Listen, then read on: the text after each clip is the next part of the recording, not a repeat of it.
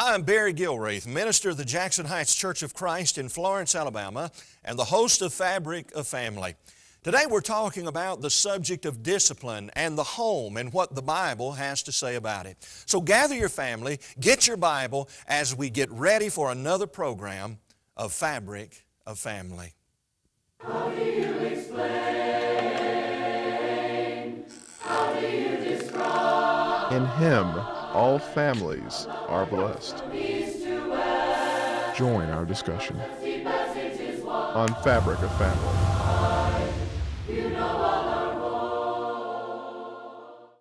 You know, our great country is composed of many great organizations. Some of these are of human origin and others are of divine origin. But regardless of the institution, the success of any establishment is rooted in the self-discipline of those who compose the organization. In fact, the further that an enterprise gets away from discipline and its founding principles, the greater the chaos and the potential for its fall that is present.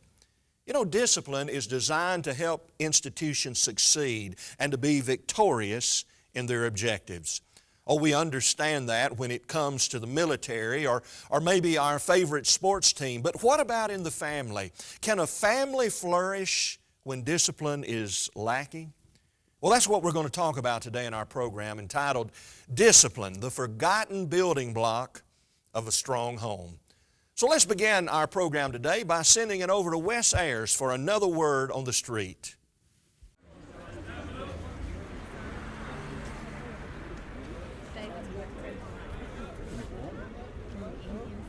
We're in downtown Florence in Alabama today, and tonight we're talking with Jessica Satkamp, and she's the owner of Save the Day Designs. You can find her on the web. And Jessica, I want to ask you about discipline in the home. And when we're talking about discipline, how important is discipline in life? I think it's extremely important. I think it molds the child on who they are and how they develop through school. Now, do we need more or less discipline in our homes? I feel like we need more discipline in homes. I think we need to start when they're young, and then that way by the time they get up to school, they kind of know right from wrong. Who is in charge of the discipline in the home? Who do you think should be in charge? I think both sets of parents need to be in charge of the discipline, so not one or the other shows favoritism over the other children. Now, from a biblical perspective, do you think God approves of discipline in the home? I do. I think He does, because I think He wants our children to act right and know right from wrong, just like He expects us adults to act right and wrong. Thanks, Jessica. Thank you. Thank you for joining us for our panel discussion today. We're going to be talking about discipline and how it is the forgotten building block of a strong home, or at least it is so many times. And I'm delighted to have with me two very special guests who've been with us on previous programming. Shane Robinson is with us. He's going to be participating in this segment. Shane is the evangelist at the Chickamauga Church of Christ in Chickamauga, Georgia. And we also have with us David B. Smith. David is the evangelist at the North Hamilton Church of Christ in Chattanooga, Tennessee.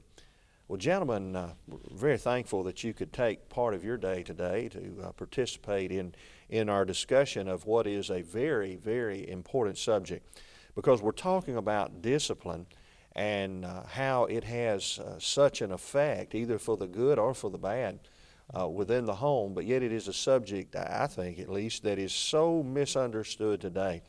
I think it would be good maybe to begin our program, and I'll start by asking a question here to David to my left. Why do you think that this subject is even worthy of our discussion in a program such as this? Well, if you think about the home as one of the divine institutions of God, every divine institution has to have discipline, or else you're going to turn to anarchy. You've got, civil government. Where would we be without any form of discipline at all in our society? We see the failing of discipline in society, and we see the increase of crime and things of that sort, and people are all the time saying, well, if we had more discipline, we could deter that crime. So from a practical standpoint, if we can see the comparison between divine institutions, we could certainly see things like that. But even thinking about it from the standpoint of parents toward children, because when we typically think of discipline, we almost see it in the standpoint of a parental role toward children. Children, they don't know.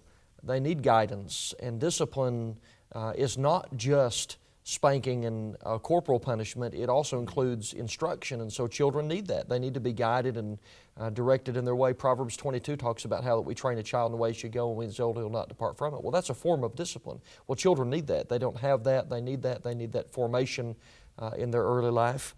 What we're talking about is fundamental to the garnering of respect inside the home. If the home enacts discipline, if people have structure, if there's some accountability in the home, and even punitive measures of discipline, punishment, even correction, if you will, then what we're doing is we're not only creating stronger relationships in the home, but we're making better citizens. We're even making better members of the Lord's body because they have that respect for authority. So there's a lot of reasons why, but fundamentally it goes back to it's the prevention of anarchy and just disarray, but it's also pushing people in the way they should go. That's what discipline is designed to do inside the home. Well, Shane, what are some misunderstandings that maybe sometimes those even who are perhaps even viewing today may have regarding our subject of discipline and in the home? Well, I think one of the biggest problems that I've faced in talking about discipline is that whenever you say about disciplining maybe a child, or I guess in the context of the home, disciplining a child, people automatically equate discipline to spanking or some type of physical punishment, and that's a failure to understand what the word actually means. In the word discipline, we see the word disciple, and we understand the word disciple means a learner. Right. And so I've always thought the best way to explain discipline is training that instructs.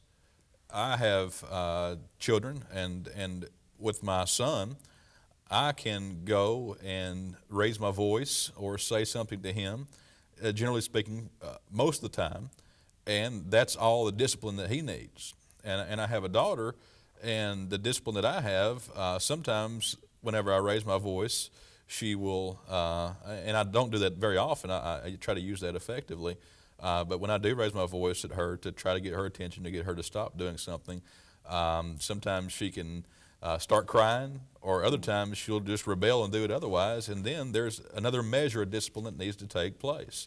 And so I think one of the biggest problems that I've seen and faced in discussing this topic is people automatically think, oh, well, you mean spank and beat your children. That's not. So one of the misunderstandings then that maybe some have is when we talk about discipline, we're only talking about corporal punishment. Mm-hmm. Yeah, well, I think that's true, but certainly there are some other misunderstandings that some may have. David, you have any thoughts that come to mind regarding that question? On the misunderstandings Yes. of discipline, yeah, I think that's perhaps the most fundamental misunderstanding, because even when we talk about, just say for example, we say discipline in the church, most people think of the withdrawal of fellowship, and I think what Shane said is true, that discipline is so much more than just an act of some type of corrective action where it's just it's just either the withdrawal of fellowship in the church, or it's the spanking of a child, applying applied psychology to the seed of knowledge, spanking a child when he's misbehaved. But it's about instruction. It's about molding and shaping a child in the way he should go. And I think that's where most people misunderstand that, is to liken discipline just to a punitive measure or an action of a parent toward a child. And it isn't that way. What are some of the components of discipline? I'm talking about general components. When we think about disciplining anyone, whether it be, we think about discipline, it applies to a sports team, it applies to our military, it applies to our budget as far as our family finances. What are some of the basic components of discipline that have application to all aspects of our life? I think that the main thing is to have a standard. Okay, a standard, yes. There has to be a standard, and that standard must be enforced. Of what's acceptable. Yes, yes. Now, from a parental perspective, what is that standard? Well, from a Christian parental, it would be principles of godly living, of Christian character, right and wrong. Okay. So the Bible, obviously, but I think that there are some general principles based from the Bible's teaching that we would have within the home that the parents enforce. Okay, I think that's a very valid point. We need a standard.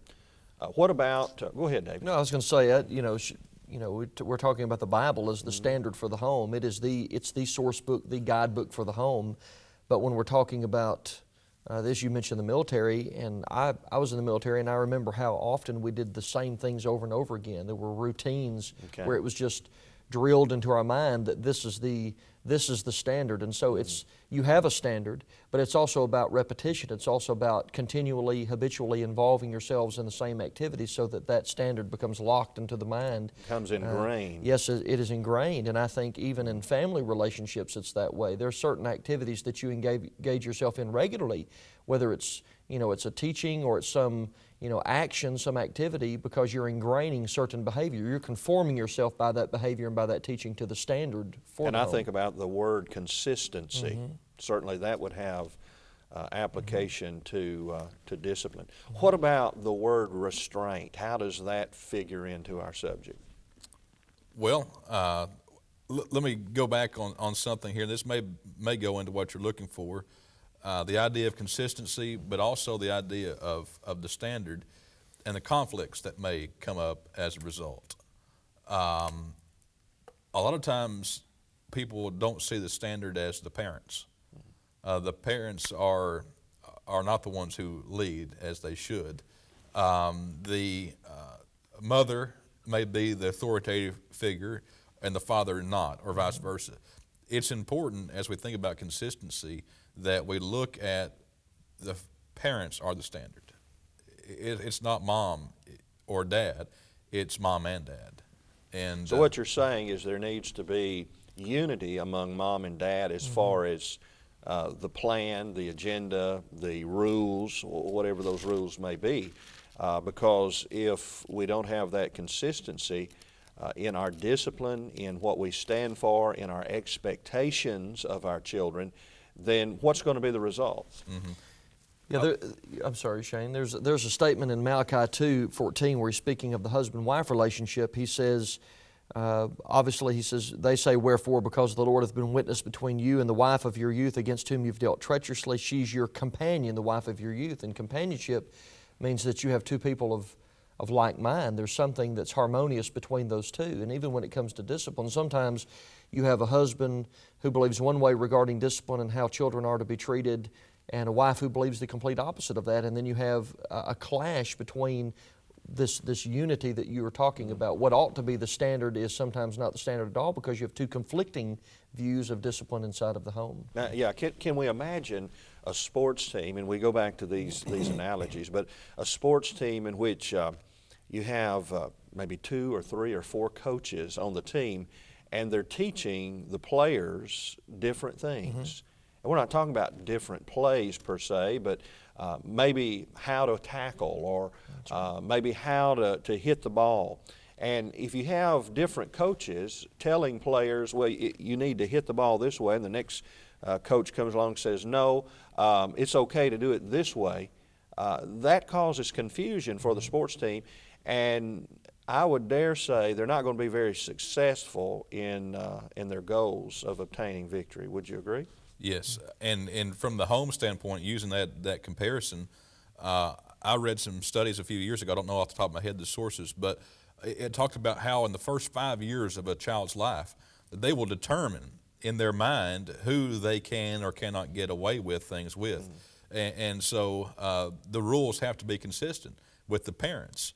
One of the things that I do in premarital counseling is I try to, at the beginning, just ask questions that people don't think about, yet are a lot of times sources of conflict when you get married. And one of it is who will discipline the children, or will you, and how will you do that? And a lot of times people aren't on the same page. They haven't thought about this.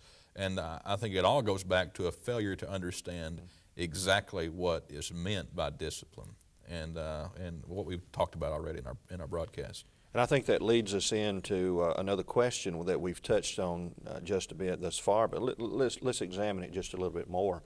And that is, how can discipline and one's approach to discipline contribute to marital conflict? Well, one says that we are not to discipline by spanking, and the other one says, well, that's okay. That's obviously a major point of contention that's brought up, and in homes today. That's one thing I can think of. David? It may not exactly be an illustration of it, but my mind immediately jumped to my wife and I were walking down the hallway of a mall, and we saw a mother bringing a child out of a toy store, and he was obviously misbehaving, and he was whining about not getting the toy.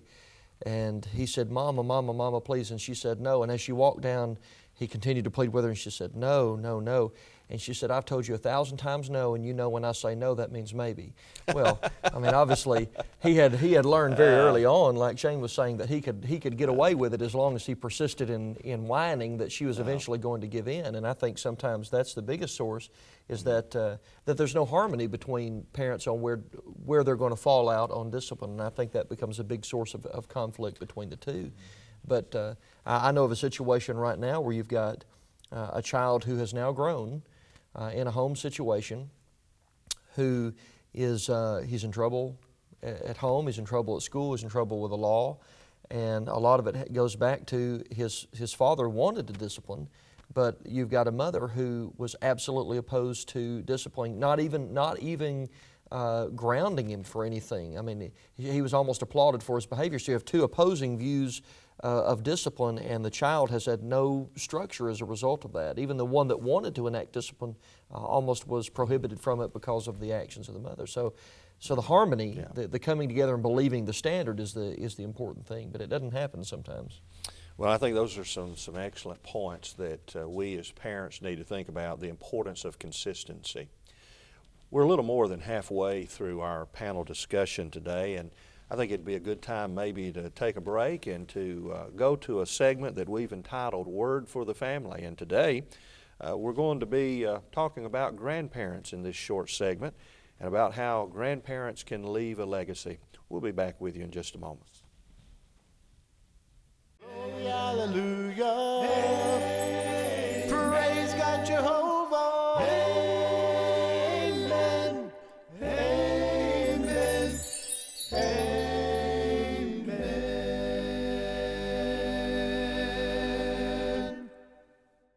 I heard a story some time back about grandparents, a grandfather and a grandmother who had a grandson, and every time the grandson was around, they made sure at every single meal to pray to God. Naturally, they wanted to give thanks for the food, and the grandson was always attentive to their prayers.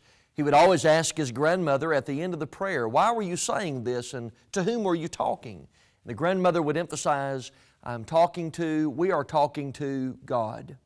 One day before a meal, as that grandson had grown a little bit, he offered to lead the prayer for the grandmother and the grandfather, and they heartily agreed because they were so excited their grandson wanted to talk to God in prayer. As he bowed his head, he whispered very quietly, and they could very hardly hear what was being said, and so they squinted their eyes and leaned their ears toward their grandson, and they really didn't hear anything he said. And so at the end of the prayer, the grandmother asked him to pray that prayer again, and he asked why. And she said, "So that I can hear the prayer." And he very quickly said, "Grandma, I'm not praying to you, I'm praying to God."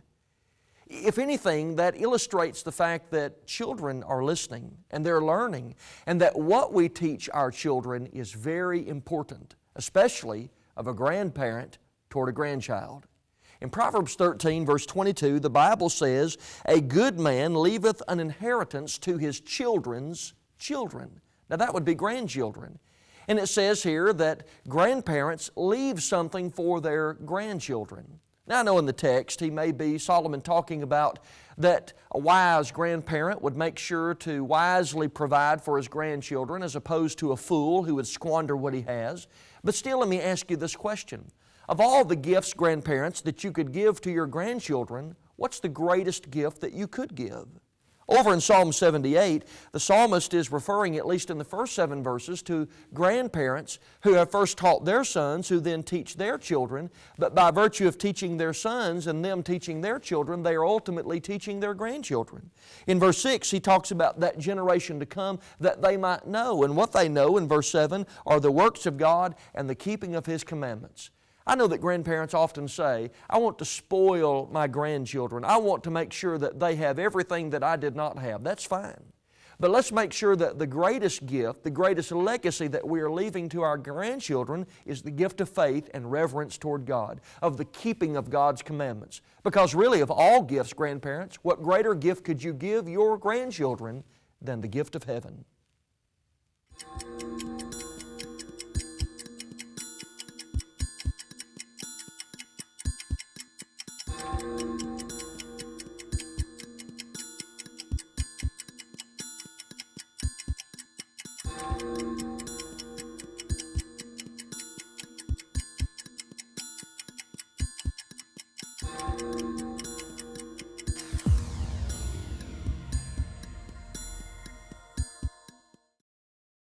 Well, how important it is that grandparents leave a legacy for their grandchildren.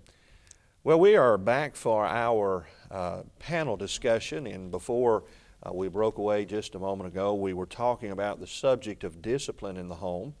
And I would like to begin this part of this segment by simply asking the question concerning what the Bible says concerning discipline. Are there some passages that teach us about discipline in general?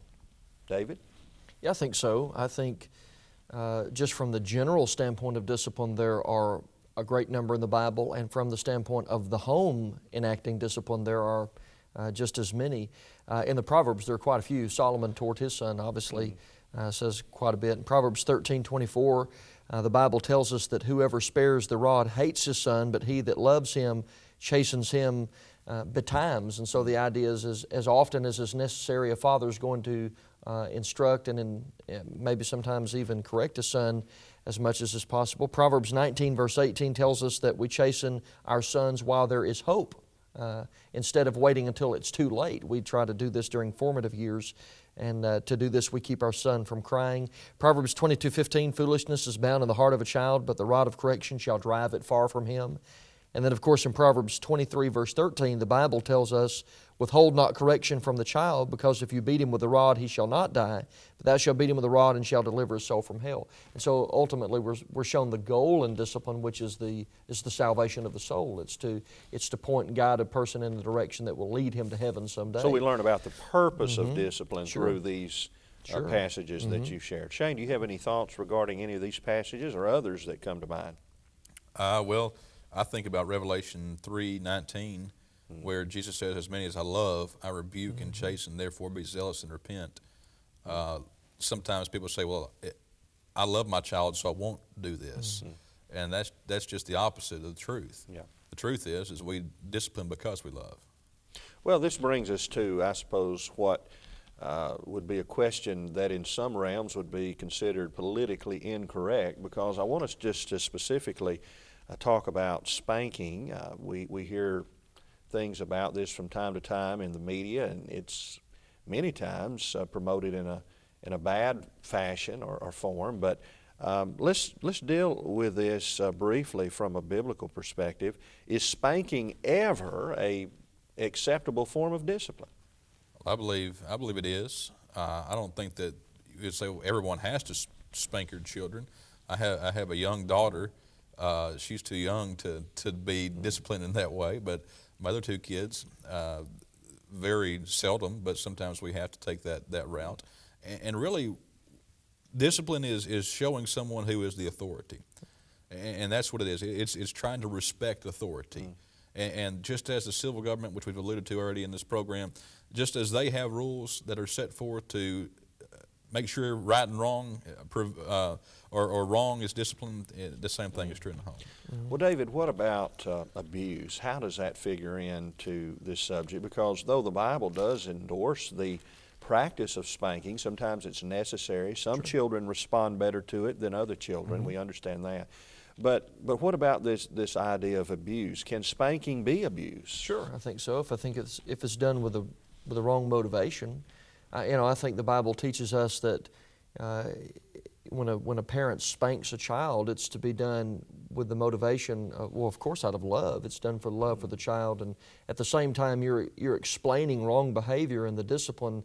Maybe we could say there's short-term pain but long-term gain. Sometimes parents don't want it because of that short-term pain on their child, but that pain is meant to remind them of the valuable truth that you're trying to instill. The spanking is not the lesson. What you're saying is the lesson, but the spanking is there to reinforce the lesson and to curb wrong behavior. But when a person in anger, without any motivation of love, strikes a child, well, then it does become the abuse instead of the loving the loving spanking that it is to be. But obviously there's a fine line, but it's easy I think it would be easy to cross that into the other. And certainly taking that to an excessive form. It's one thing to take your hand and to pat a child on the bottom because they've misbehaved as a means of teaching them. It's another thing to hit the child with a closed fist. That would be abuse. Yes. And that's not what we're talking about.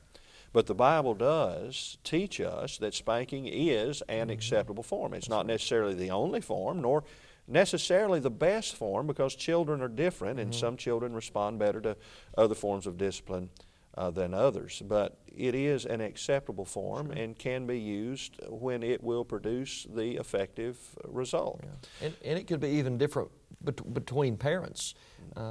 Because one parent may have to spank and the other may just talk. I know that was that way with my father. He could just simply open his mouth, and I was so tender-hearted I would be in tears because of it.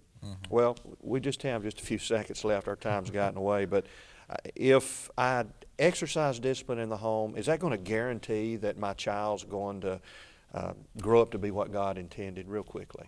Not always. I think the principle is in Proverbs 22 and verse 6 that we train a child in the way he should go, and when he's old and not depart from it. It's not an absolute, because we know children who have done it, but the values have been instilled. The principles are there to always guide that child back to where he needs to be, and that's why discipline is part of God's home. Well, that's all the time that we have for today, but we hope that you've enjoyed the program on discipline. Certainly, we need more discipline in the world, do we not? And certainly, the home needs to think about this subject as well. I'm Barry Gilreath, a minister for the Jackson Heights Church of Christ in Florence, Alabama, and we would love to have you to come and visit with us at your first opportunity.